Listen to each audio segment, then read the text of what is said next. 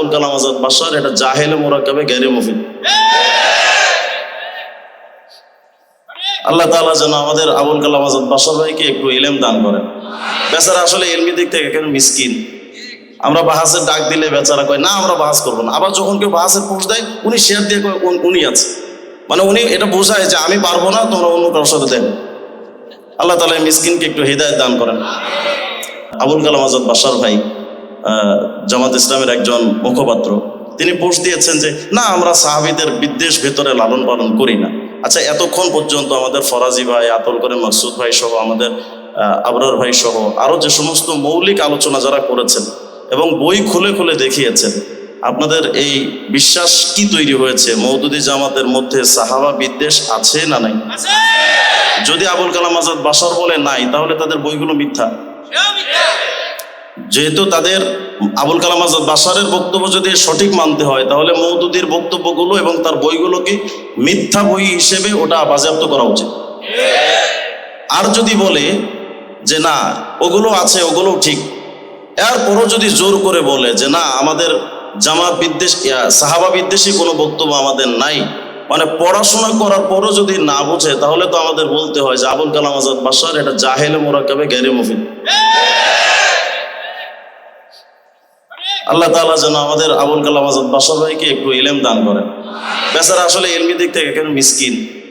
আমরা বাহাসের ডাক দিলে বেচারা কয় না আমরা বাহাস করবো না, আবার যখন কেউ বাহাসের পোস্ট দেয় উনি শেয়ার দিয়ে কয় উনি আছে, মানে উনি এটা বোঝায় যে আমি পারবো না, তোমরা অন্য কারোর সাথে দেন।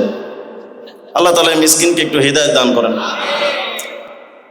মুহতারাম, আমাকে যে বিষয়বস্তু দেওয়া হয়েছে সেটা হলো আহলে সুন্নাহ ওয়াল জামাত এবং সালফে সালেহিন তারা সাহাবা বিদ্বেষীদের ব্যাপারে আসলে কি আলোচনা করেছেন।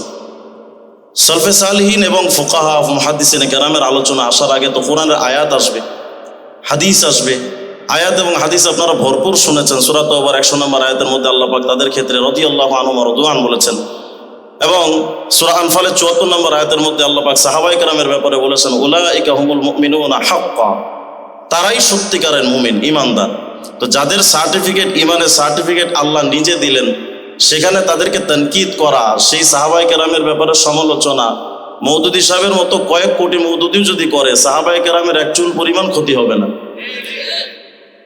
হযরত ইমাম ইবনুল কাইয়্যিম জাওজিয়া রাহিমাহুল্লাহ তিনি তার ইলামুল মুওয়াক্কিন আন রাব্বিল আলামিন কিতাবের 3 নম্বর খণ্ডের 97 নম্বর পৃষ্ঠার মধ্যে সাহাবায়ে কেরামের ব্যাপারে একটা মৌলিক আলোচনা এবং মৌলিক একটা কথা বলেছেন। কুল্লু সাহাবা মুনিবুন ইল্লাহি তাআলা ফায়াজিবু ইত্তিবাউ সাবিলিহি ওয়া আকওয়ালিহি ওয়া আফআলিহি ওয়া ইতিকাদাতিহি, অর্থাৎ সাহাবায়ে কেরাম প্রত্যেকেই আল্লাহর প্রতি তারা একেবারেই আল্লাহর প্রতি তারা নিবেদিত প্রাণ ছিলেন।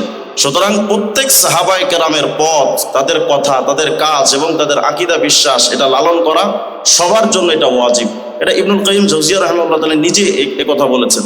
সুতরাং সাহাবায়ে কেরামের প্রত্যেকটা কথা, প্রত্যেকটা কাজ, প্রত্যেকটা বিষয়কে আমাদের ধারণ করা এটা আহলুস সুন্নাহ ওয়াল জামাতের অন্যতম একটা বিষয়।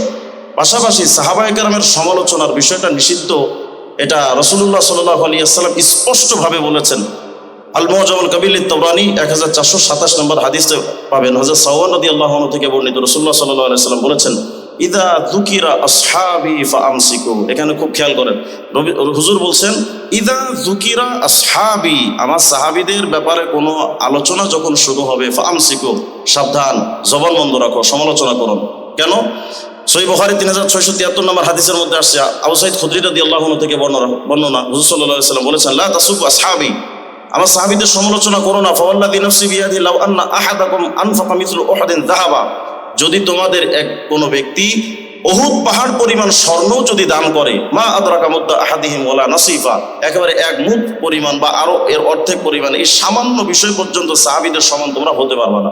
মানে সাহাবায়ে কেরাম ইসলামের জন্য এত এত কাজ করেছেন, সেই সাহাবীদের মানের সমান, তাদের মর্যাদার সমান আমরা কোশ্চিন কালেও যেতে পারবো না। যে কারণে আম্মা জান আয়েশা সিদ্দিকা রাদিয়াল্লাহু আনহার একটা বর্ণনা আছে কিতাবুস সুন্নাহ 1003 নম্বর হাদিস।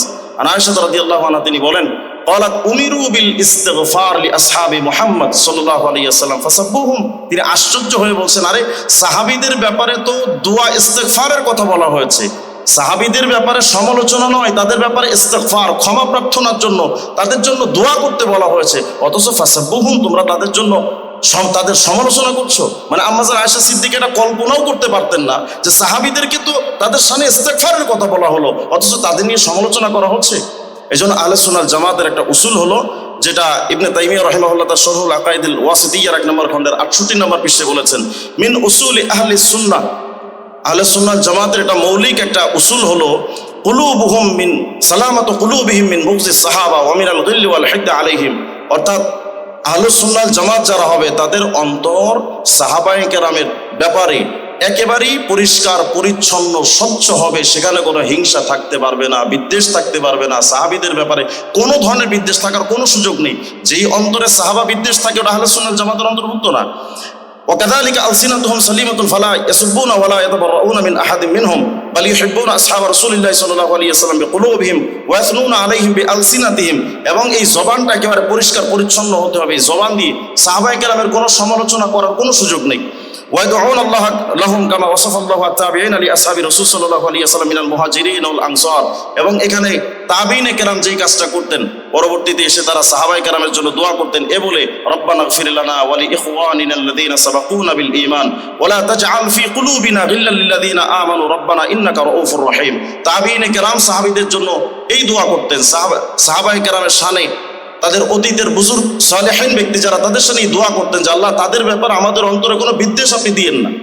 সুতরাং আহলে সুন্নাত জামাতের অনুসারী যারা হবে তাদের অন্তরটা এরকম পরিচ্ছন্ন হতে হবে যে সাহাবায়ে কেরাম এবং সালেহিনদের জন্য আমরা দোয়া করব, তাদের ব্যাপারে কোনো সমালোচনা বা বিদ্বেষ লালন করার কোনো সুযোগ নেই। সহিহ ইবনে হিব্বানের মধ্যে 7256 নম্বর হাদিসে আসছে, এবং এই হাদিসের ব্যাপারে আল্লামা বাইহাকি রহমতুল্লাহ শুআবুল ঈমানের মধ্যে 2 নম্বর খণ্ডে 657 নম্বর পৃষ্ঠার মধ্যে বলেছেন লাহু শাওয়াহিদ, মানে এই হাদিসের আরো অন্যান্য সমকক্ষ হাদিস রয়েছে।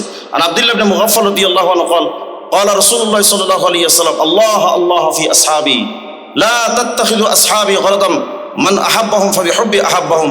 এটা আমরা প্রত্যেকে জুমার দিন আমরা খুতবার মধ্যে শুনি যে সাবধান, সাহাবীদেরকে সমালোচনার লক্ষ্য বস্তু বানায় না। কারণ সাহাবীদেরকে যদি কেউ সমালোচনা করে সে কেমন জানি হুজুরের প্রতি বিদ্বেষ থাকার কারণেই সমালোচনা করে। হুজুর সাল্লাল্লাহু আলাইহি সাল্লামের প্রতি ভালোবাসা থাকার কারণেই সাহাবীদের প্রতি ভালোবাসার আলোচনা আসবে। সুতরাং যদি কোনো ব্যক্তি সাহাবীদের সমালোচনা করে তাহলে এটা নির্দ্বিধায় এটা বলে দেওয়া যায় যে তার রাসূলের প্রতি কোনো বিদ্বেষ রয়েছে। যে কারণে মজমুউ যাওয়ায়েদের 10 নম্বর খণ্ডে 24 নম্বর পৃষ্ঠার মধ্যে আসা হাদিস আসছে আম্মা জান আয়েশা সিদ্দিকা রাদিয়াল্লাহু আনহা থেকে, ক্বালা রাসূলুল্লাহ সাল্লাল্লাহু আলাইহি ওয়াসাল্লাম লা তাসুব্বু আসহাবি লানাল্লাহু মান সাব্বা আসহাবি। যে সাবধান, সাহাবীদের সমালোচনা করো না, যে সাহাবীদের সমালোচনা করে সে আল্লাহ কর্তৃক অভিশপ্ত। সুতরাং এই হাদিসগুলো এবং বর্ণনাগুলোকে সামনে রেখে কাজী ইয়াজ রাহিমাহুল্লাহ কিতাবুশ শিফা 1181 নম্বর পৃষ্ঠার মধ্যে আসছে ওয়াসাব্বু আলি বাইতিহি ওয়া আজওয়াজিহি ওয়া আসহাবিহি ওয়া তানাক্কুসুহুম হারাম মালউনুন ফাইলু। অর্থাৎ সাহাবায়ে কেরাম, আহলে বাইত এবং নবীজির স্ত্রী তাদের সমালোচনা করা এবং তাদের মর্যাদা খাটো করা সুস্পষ্ট হারাম, এবং এই কাজটা